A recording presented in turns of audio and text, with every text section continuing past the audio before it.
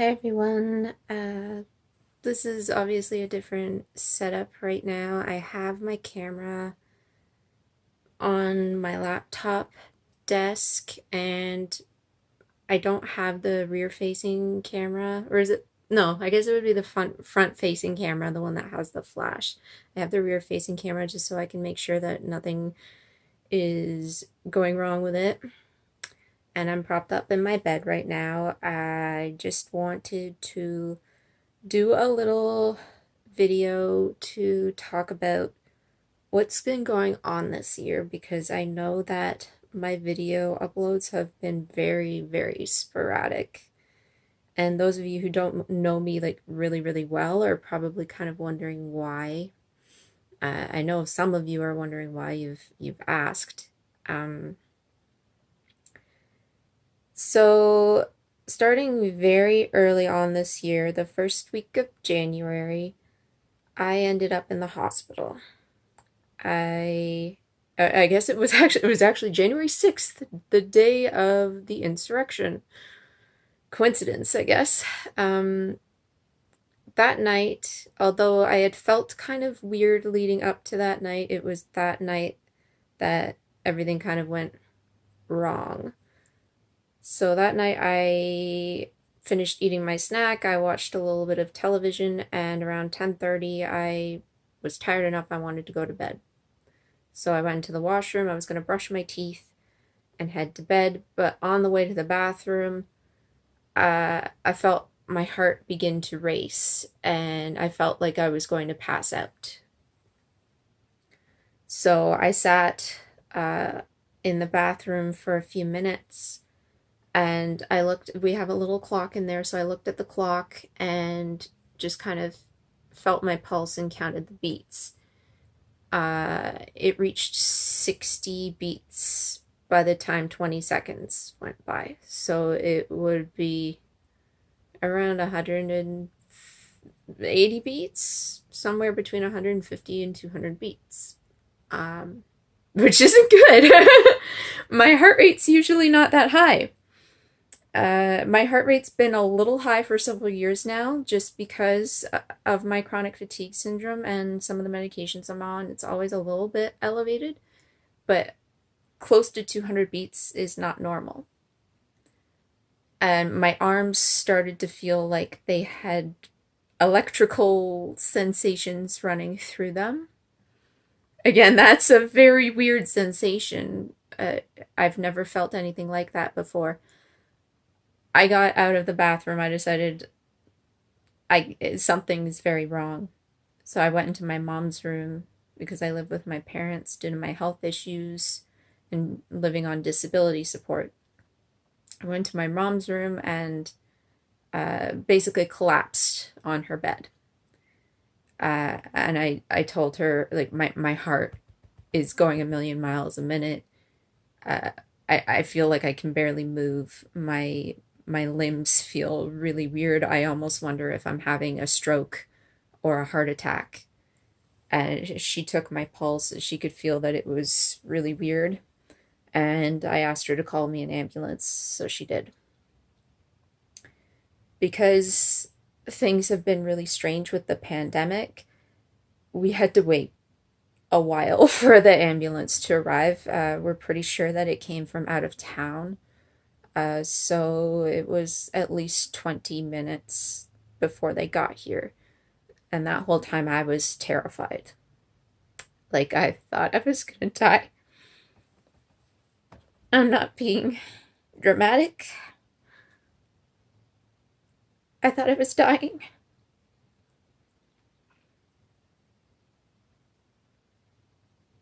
I didn't think I was gonna cry.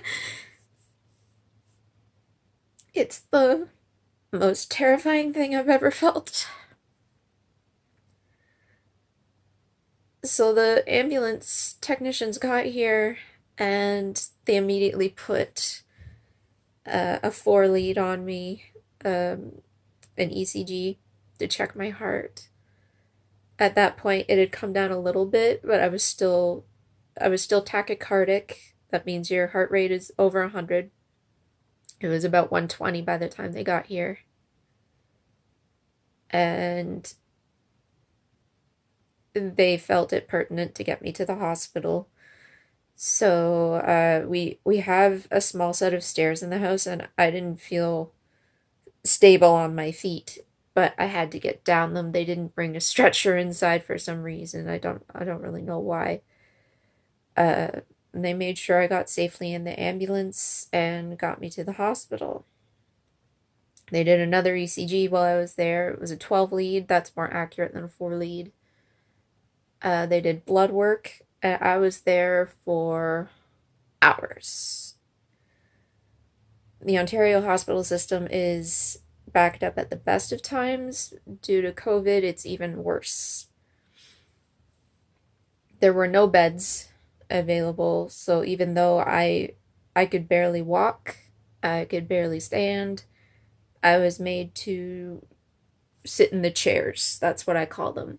And I don't mean the waiting room. I mean when they take you back into the bubble where you're meant to be seen by a nurse and a physician. You have the beds and you have the chairs where you're basically taken from the chairs in the waiting room and then to more chairs. So it's not ideal for somebody who's already in a great deal of discomfort, but that's where a lot of people are put right now if they don't have COVID. And so let's say I got there at 11 p.m. or a little bit after, and I wasn't back until around 4 in the morning. And I was probably only seen that quickly because I was having chest problems. That's still not super fast to see somebody who is potentially having a major heart problem. And it's actually not the first time I've had heart symptoms, but it wasn't to this degree. I've talked a little bit about I had a really horrible year in 2017, and that's when I was diagnosed with myalgic encephalomyelitis, which is the technical term for chronic fatigue syndrome. Sometimes I prefer to refer to it as myalgic encephalomyelitis because people take it more seriously that way, whereas if you just say chronic fatigue syndrome, they think you're tired. I was sent home with a clean bill of health, and they couldn't tell me what happened. They said that it could have been a vagus nerve attack. The vagus nerve is in your brain and controls a lot of things in your body, and if it shuts down, then your whole body shuts down. And said that if it happens again, to go back. So the whole next day, I felt horrible and didn't really feel good for a while. And about 3 weeks later, it happened again. I didn't really want to go to the hospital that night, just knowing what I was going to be in for. They would probably do an ECG, they would do blood work, and send me home. So I decided stupidly to wait until the next morning and have my dad drive me to the hospital outside of our city where things run very smoothly, and I've personally felt like the care is a lot better. I say stupidly because if you're having heart symptoms, you need to get to a hospital. Even if it's not a heart attack, you could be having some sort of arrhythmia or something that they can't catch unless it's in the moment. And so I delayed going to a hospital, and I shouldn't have done that. So of course by the next morning they didn't see anything. So it had happened severely twice by that point, where I had really weird sensations in my upper body. I was having trouble speaking. I was having the tachycardia, and people said, "You're fine, you're healthy." Which is not really what you want to hear when all of this is happening. Like, yeah, there's nothing wrong with you. This is normal. It's not normal to be feeling like you're having a heart and stroke. issue. And it kept happening more and more frequently as time went by. So the people at the hospital didn't want to do anything about it, but my pain specialist did because he was very concerned. Thankfully, he's that type of person. And he referred me to a cardiologist who I saw in April and did extensive testing on me. They did an ECG. They did a heart ultrasound, which is called an echocardiogram, with contrast dye. They had to do that because apparently they couldn't see my left ventricle properly, and that's actually one of the hallmark signs of chronic fatigue syndrome or myalgic encephalomyelitis, if you read up on that. Because I actually had an echocardiogram several years back, and they didn't have an issue with that, so something's changed.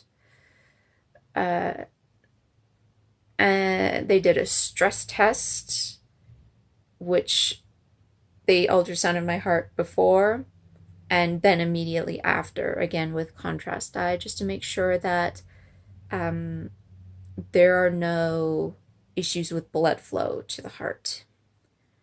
And I wore a Holter monitor, which is like a portable ECG, for 72 hours, and then again for 2 weeks.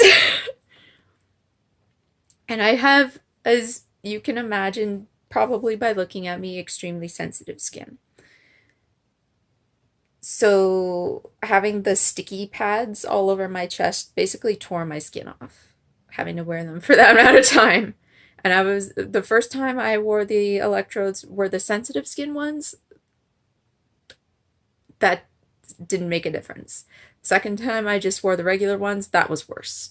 So I should have stuck with the sensitive skin ones.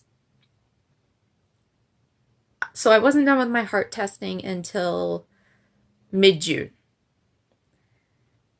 And I received a clean bill of health, which is good. And by that time, things had gotten a lot better. And I told the physician that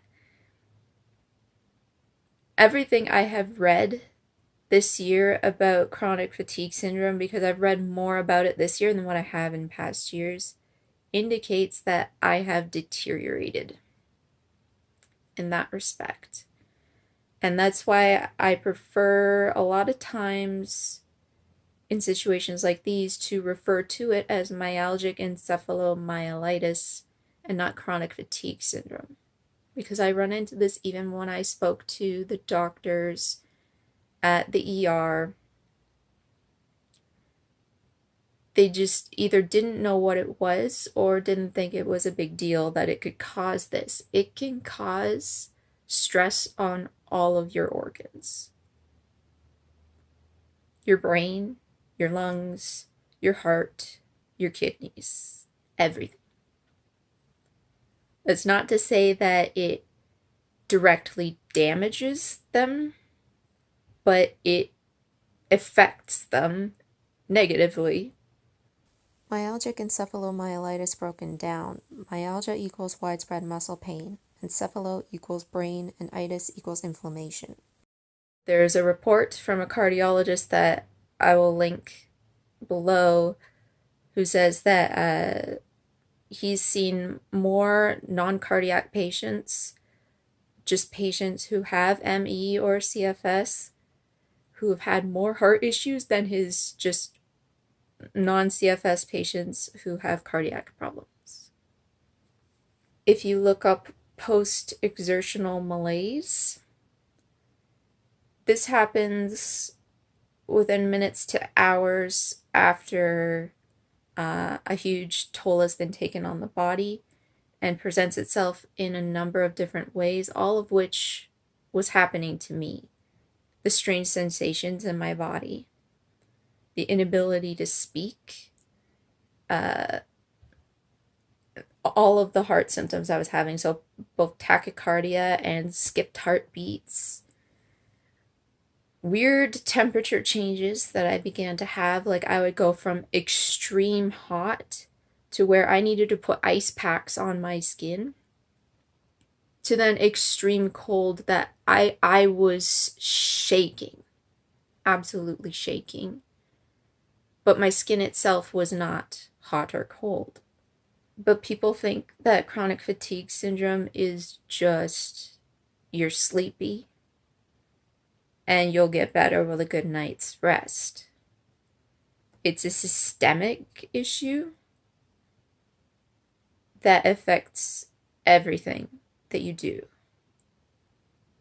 And this year has been extremely difficult because things that I was used to doing, I've no longer been able to do.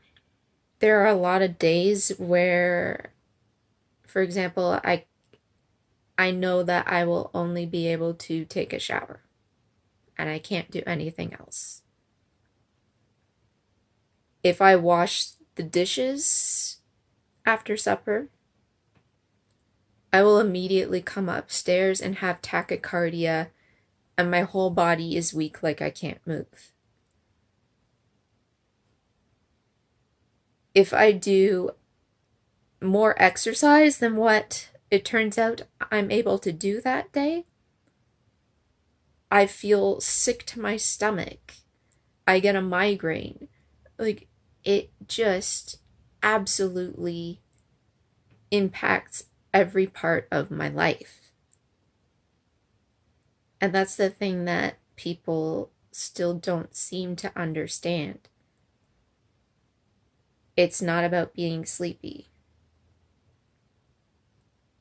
If I was sleepy, I would rest. I have no control over what I'm able to do. I don't know what I'm going to be able to do until it's too late. And until my body is just absolutely over it and I really can't move. And I have to guess every single day where that limit is because it's constantly changing. I take comfort in the fact knowing that there's nothing severely wrong with any of my major organs. You know, there's nothing wrong with my heart, there's nothing wrong with my brain. But what do I do about this? It's not treatable. And then, of course, the last couple of months, my grandma's gotten very sick.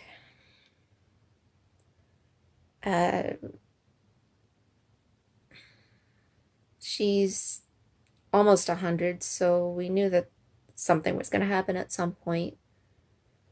She's had dementia for years, but she's dying. She can't eat. She hasn't been able to eat properly in weeks, so she's gotten extremely physically weak. There's something wrong with her stomach, but we don't know what.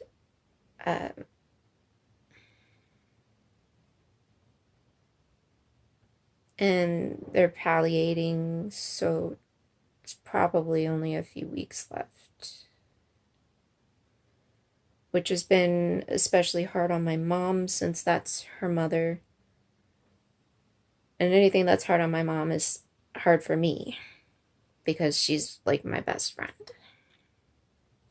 And it's hard because it's like I can't really do anything to help. This whole year just kind of has been extremely difficult. And needless to say that making videos has not exactly been at the top of my list of priorities when I'm just trying to get through the day, trying to ensure that I can still move a little bit to be able to keep my joints and my muscles from freezing up and feeling any more painful than what they already are, especially since I've gone a really long time without my trigger point injections due to some scheduling errors. Uh, so it's sometimes, like I said, like sometimes that's all I can do. It's just a little bit of movement, and then I'm wiped for the day. So that's yeah, that's what's been going on this year. There's nothing life-threateningly wrong with me. Just my health issues I was already aware of have deteriorated significantly, which has taken a toll on me. And I don't know if they're gonna get better again. Uh, the really rough spell I went through 4 years ago, I did progress from that, only for this to happen again. So who knows? Like maybe this year will be really bad, and I could kind of go back to where I was in between these 4 years, you know? It's tough to say. Or I don't know if I'm just somehow progressively getting worse, which is a tough thought. So that's just what I wanted to get out. I hope you all are doing well and that you're all staying safe. So I'll get this up whenever I can, and then see you whenever I see you. Bye, everyone.